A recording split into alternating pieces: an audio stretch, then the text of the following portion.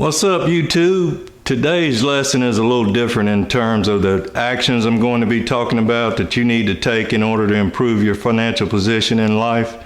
If you are new to this channel, first of all, welcome. I'm glad that you chose this video to watch, and if you like what you see, please subscribe and give this video a thumbs up. If you don't like what you see, please feel free to give it a thumbs down.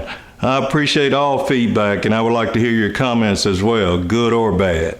If you are a returning subscriber, then you already know that I like to talk about behaviors when it comes to managing your finances. Now, normally I'm telling you about things you should be doing to improve your situation or reach your goals. What's different about today's lesson is that today I want to focus on 10 things that you need to stop doing. Now, full disclosure here, I have been guilty of each and every one of these things at some point in my life. So if you see yourself in any of the things I'm going to talk about, just know that there's no judgment here.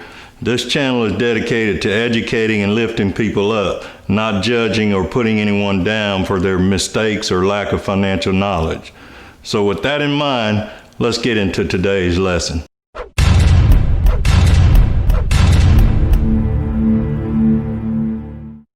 Number one on my list of bad money habits is, surprise, not educating yourself about money. The good news is if you're watching this video, you're already working on changing this behavior. The bad news is this is a lifelong journey. You are not going to learn everything you need to know about money by simply watching this video, or any video for that matter. There are so many ways that money or the lack of knowledge about money can have a huge impact on the quality of life we live. If you don't put forth a concerted effort on a regular basis to educate yourself about different aspects of money and finance, you will waste a lot of years letting life experiences teach you some very costly lessons. With all the technology we have at our fingertips today, there is really no reason to not begin a financial education regimen. There are YouTube videos on almost any subject you can think of. Why don't you commit to watch at least one personal finance video a week? With all the time that we all spend on our devices, surfing the internet or browsing social media, there's really no excuse for not devoting at least a little of that time to educating yourself. According to the latest data, the average user spends more than 2 hours per day on social media. Think about that for a minute. That's more than 14 hours per week. If you watch just one 15-minute video per week, that's less than 2% of that 14 hours that you're going to spend on the internet anyway. So invest some time in educating yourself. Bad money habit number 2 is not keeping track of your spending. I don't care if you don't call it a budget. A lot of people get negative feelings when you mention the word budget. They have this subconscious fear that having a budget means they have to give up something. What they don't realize is by not tracking their spending, they are giving up something. They are giving up the opportunity to manage their spending in a way that creates opportunities for them to save and invest. Without a tracking system for your spending, you can't make informed decisions about where to make adjustments in your spending that will support your goals. In my video on how to build a budget, I mentioned a couple of options for apps and software that you can use, such as Mint or Quicken, and there are a number of other free options to choose from. Try to find one that you like that will also keep track of your savings, your debt, and your investments, as well as your monthly spending. That way you'll be able to keep track of your progress. If you haven't watched my video on building a budget, be sure to watch it and cross out bad habit number 2. Bad money habit number 3 is not saving for the future by paying yourself first. Now, when I say pay yourself first, I mean when your paycheck is deposited, you should have whatever amount you designate automatically transferred to your savings or investment account, or both. But you need to break bad money habit number 2 in order to know how much you can allocate to these accounts. It doesn't matter how small the amount is, the important thing is to start doing it now. As you track your money and you can see progress, you will become more motivated to do even more. If you try to pay yourself after other spending, there will never be anything left to do anything with. Your spending will always adjust to eat up everything or almost everything you have coming in. By paying yourself first, you reverse the cycle and your spending adjusts to what's left after you pay yourself. It's just natural human behavior. Bad money habit number 4 is not having an emergency fund. If you don't have money set aside for emergencies, I can guarantee you it will cause you to give away money that you don't have. Set your initial emergency fund goal at $1,000 and save whatever you can each month until you reach this goal. Let me give you a quick example of how this keeps you from giving away money that you don't have. Let's say that you're only able to save $25 per biweekly paycheck. That's $50 a month. So it would take you 20 months to reach your $1,000 goal, right? Now let's say that 21 months from now, your car breaks down or one of the appliances like your refrigerator in your house goes out. Either way, it's going to cost you $1,000 to repair the car or replace the appliance. If you have that emergency fund, then you have the money to cover that cost. But if you don't, you're likely to whip out the plastic and pay for it with a credit card. Now, the average interest rate on credit cards right now is around 15%. So because you didn't have a tracking system for your money and you didn't start that emergency fund, now you have $1,000 of debt. And depending on how your minimum monthly payment is calculated, you will likely be looking at a monthly payment of around $20 or $25. At that interest rate and payment amount, it will take you 56 months to pay off that debt. That's more than double the 20 months it would have taken you to save $1,000. And I didn't even mention the amount of interest you will have paid on the credit card. You didn't have the money to set aside for an emergency fund, but now you're giving away even more money. Stop giving away money that you don't have. Bad habit number 5, not setting financial goals for yourself. Now, I just gave you an example of how not setting a goal for an emergency fund can hurt you.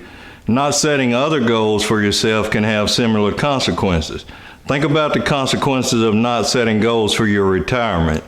Do you really want to count on Social Security as your only source of income in retirement? Whether you're setting goals for retirement, an emergency fund, or debt freedom, your goals need to be SMART goals. SMART goals are goals that are specific, they're measurable, they're achievable, they're relevant, and they're time-bound. Just saying I want to retire early is not a SMART goal. But if you say I want to retire at age 60 and have my home paid for with $100,000 in my investment account, now that goal is specific, it's measurable, it's achievable, assuming you have the resources, it's certainly relevant, and it's time-bound. Decide what your long-term goals are and then set short-term goals that will support those long-term goals. Bad money habit number 6 is having a consumer mentality. We have all been systematically conditioned to believe that we make money in order to be able to spend money. You have to be able to separate your wants from your needs. Now, sometimes we're guilty of a little self-conditioning in this area as well. I mean, when you work hard for your money, it becomes easy to convince yourself that you deserve to indulge every once in a while. And I'm not saying that you shouldn't reward yourself for your hard work. In fact, I believe that you should. But I believe that you should be rewarding yourself for reaching certain milestones in your financial plans and not just spending because you see something you want. Sometimes we spend money just because we have money. That is a consumer mentality, and it is not conducive to your financial independence. It is, however, conducive to other people's financial independence. Stop thinking like a consumer and break habit number 6. The 7th bad money habit that you must break is spending more than you make. Now, you might be thinking, how can I spend more than I make? Well, it's actually really easy to do, especially if you have credit cards. Let's say you get invited to dinner with your friends and you don't want to say no, but you don't really have the money to eat at the place that they all want to go. But after all, you've worked hard all week, so you deserve it, right? So you use your credit card to pay for your dinner, and just like that, you've spent more than you make and you've given away money that you don't have. But don't think that you are alone. Chances are at least one other person in your dinner party just did the same thing. Don't be fooled by the lifestyle that you see some people living. You would be surprised at the number of people who are living off credit cards and have little to no savings. Don't fall into this trap. Break bad habit number 7 now. Number 8 on the list of bad money habits is overusing credit cards. Now this habit is different than number 7, where you are spending more than you make. In this case, what I'm referring to is using your credit card or cards to rack up reward points or even cash back. Now there's potentially a lot of reasons why this is a bad money habit. One is that if you're going to use credit cards for reward points, you need to understand how your points are calculated and what is their true value. In order to accumulate enough airline points to pay for a round-trip ticket to almost anywhere, you would have to spend a lot of money on your credit card. And if you don't pay the balance in full every month, the interest will likely outweigh the points you receive. Cashback cards can have the risk of overspending because it's easy to justify a purchase when you tell yourself you're getting some cash back. Now, I carry a cashback card, but I don't use it solely for the cashback reward. I use credit cards as part of my strategy to manage my credit score. I chose a cashback card simply because if I'm going to use one anyway, I may as well get something back in return. I don't use my credit card every month, and when I do, I pay the balance in full before the due date, so I don't owe any interest. So instead of paying the credit card company in the form of interest for the privilege of using their money, they pay me, albeit a small amount. Credit card companies hate people like me. So the lesson here is don't use credit cards for things that you wouldn't already purchase with cash, and don't charge more than you can pay in full when the payment is due. Number 9 and number 10 are sort of related, no pun intended. You'll see why I said no pun intended in a moment, but they're also both rather sensitive topics. Number 9 is stop lending money to family and friends. Now, I'm not saying that families shouldn't help each other out in times of need. That's what families do. But you and I both know we have family and friends who will try to finance their lifestyle off of your budget. They spend their rent money or car payment having fun or making bad spending decisions, and then they come to you when they can't pay the rent. Now, your goals are thrown off schedule because you had a good heart. Learn to say no. You will not only be helping yourself, but you will be helping them as well by not enabling their bad money behavior. Number 10, stop co-signing on loans for family and friends.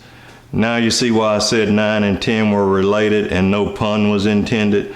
Again, I'm not saying you shouldn't help someone in need, but you have to ask yourself, how is this going to affect me if I do this?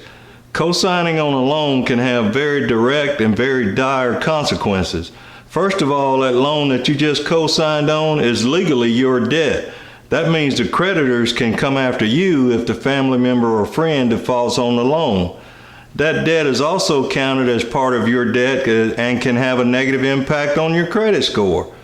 Since it's considered your debt, it could also affect your debt-to-income ratio, which could prevent you from getting a loan. Co-signing on a loan is a high-risk proposition any way you look at it. So think long and hard before you consider doing that. Like I said in the beginning, I have been guilty of all of these at some point in my life, so learn from my mistakes. If you see yourself in any of these bad money habits, you need to make a decision to change your behavior and eliminate these bad habits from your financial life. You know what I always say, change your behaviors and you can change your life. So until next time, behave well.